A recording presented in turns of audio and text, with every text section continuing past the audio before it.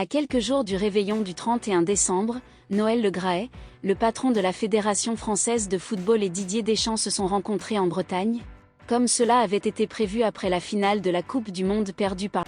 À quelques jours du réveillon du 31 décembre, Noël Le Graët, le patron de la Fédération française de football et Didier Deschamps se sont rencontrés en Bretagne, comme cela avait été prévu après la finale de la Coupe du Monde perdue par la France contre l'Argentine. Mais aucune fumée blanche n'est sortie de ce rendez-vous entre Noël Le Graët et celui dont le contrat de sélectionneur national s'est achevé au passage à l'an 2023.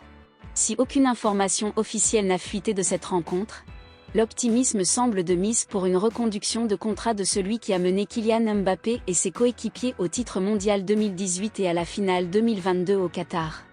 Cependant, tant que rien n'est signé, le doute existe, surtout que l'ombre de Zinedine Zidane plane au-dessus de l'équipe de France, ce qui n'était pas le cas lors des dernières prolongations de contrat de Didier Deschamps.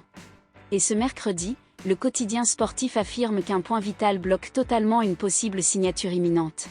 Ce souci est lié à la durée du nouveau contrat du sélectionneur de l'équipe de France, lequel ne veut pas entamer la campagne de qualification pour l'Euro 2024 sans avoir la certitude que son engagement lui permettra ensuite d'aller jusqu'au Mondial 2026.